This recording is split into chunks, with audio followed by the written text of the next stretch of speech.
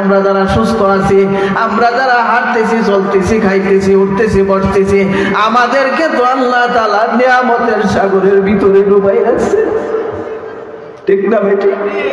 আমাদেরকে নিয়ামতের সাগরের ভিতরে ডুবাই রাখছেন। রব্বুল আলামিনের শুকরিয়া আদায় করে শেষ করতে পারবো না। এই কারণে আল্লাহ রব্বুল আলামিন বলে, ইয়া আইয়ুহাল্লাযীনা আমানুত্তাকুল্লাহ। আল্লাহ তাআলা ডাক দিয়ে বলতেছে, ও দুনিয়ার ঈমানদার মহিলা পুরুষরা, তোমরা আমি আল্লাহকে ভয় করো, আমি আল্লাহকে ভয় করো, আমি আল্লাহকে সব জায়গায় তোমরা ভয় করো। মসজিদে আসলে শুধু আল্লাহ তাআলার ভয় না, না, আমার বাড়িতে, গাড়িতে উঠতে, বইতে, চলতে, ফিরতে, খাইতে, ঘুমাইতে সব সময় কার ভয় রাখবো? আরো জোরে আওয়াজ দিয়ে বলেন, কার ভয় রাখবো? মুফাসসিরিনে কেরাম এই আয়াতের ব্যাখ্যায় তাফসীর করেন, আল্লাহর ভয় কেন সব জায়গায় রাখবো? মালাকুল মউত কোন সময় কোন জায়গাতে আসবে? গাড়িতে, বাড়িতে, খেতে, খামারে, ব্যবসা বাণিজ্যে, দোকানে, হাঁটতেছি, বসতেছি, কোন জায়গাতে মালাকুল মউত আইসা আমার আপনার রূহ বাহির কইরা নিবে, এটার কোনো গ্যারান্টি নাই। কি বলেন, ঠিক না বেটি? এটার কোনো জায়গা নির্ধারিত নাই।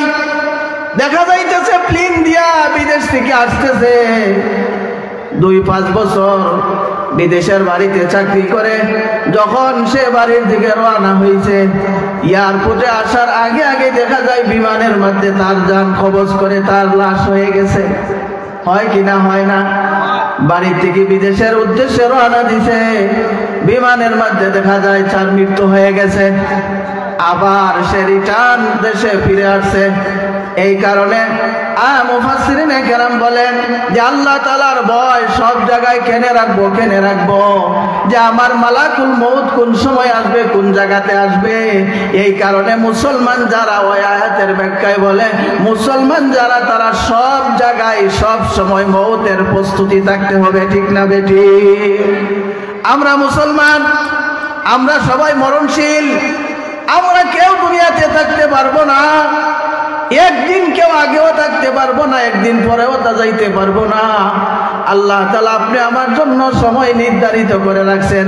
এই হায়াতের জিন্দেগির চাবিটা কার হাতে রাখছেন? বলেন ভাই, কার হাতে? কার হাতে রাখছেন? এই হায়াতের চাবিটা যদি আমার হাতে, আপনার হাতে দিত, তাইলে আজকে আর এখানে এসে বসতাম না। কি বলেন?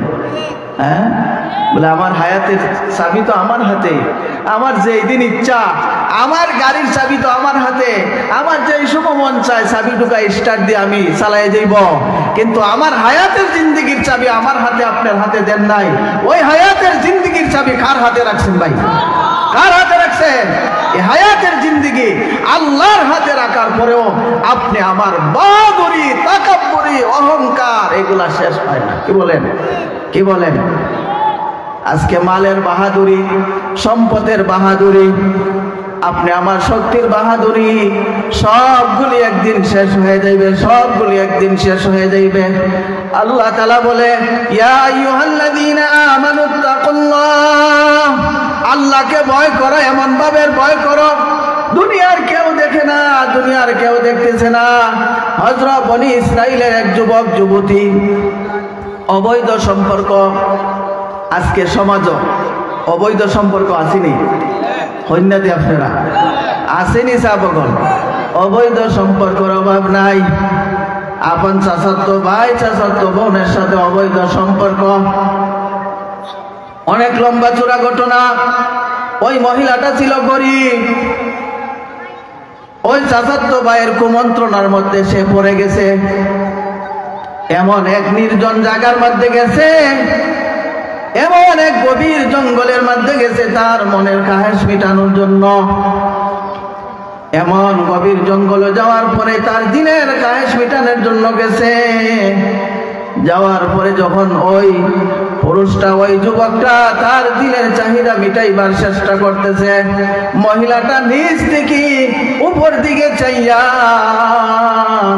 ওই ভাইকে ডাক দিয়ে বলতেছে, ও ভাই, এমন নির্জন জায়গাতে, এমন নির্জন গভীর জঙ্গলে চলে আসছো, তোমার দিলের মনের কাহেস মিটানোর জন্য দুনিয়ার কেউ দেখে না, কেউ দেখে না। তোমাকে যিনি বানাইছে, আমাকে যিনি বানাইছে, ওই বানানেওয়ালা তো বড় বড় চোখ দিয়া ছায়া রইছে, বড় বড় চোখ দিয়ে ছায়া রইছে। আল্লাহকে ভয় করো। ওই যুবকটার দিলের মধ্যে এমন একটা ধাক্কা লাগলো, ধাক্কা লাগার সাথে সাথে ওই যুবকটা ওই মহিলাকে চাইরা দৌড় শুরু করে দিয়েছে আল্লাহর ভয়ে। ওই ভয়টাকে আল্লাহ তাআলা কবুল করে নিয়েছেন, বলেন সুবহানাল্লাহ। আল্লাহ তাআলা কবুল করে নিয়েছেন। মহিলাটা বলতেছে, দুনিয়ার কেউ দেখে না। এখানে কবির ভাষায় কবি বলে, দেদার দেখতা হে তুই তু হে আল্লাহ আল্লাহ, দেদার দেখতা হে তুই তু হে আল্লাহ আল্লাহ। তুমি যেখানে গুনাহ করো, নেকি করো, কেউ দেখে নাই। দেখেন কে? দেখেন কে? সব কিছু দেখেন আল্লাহ।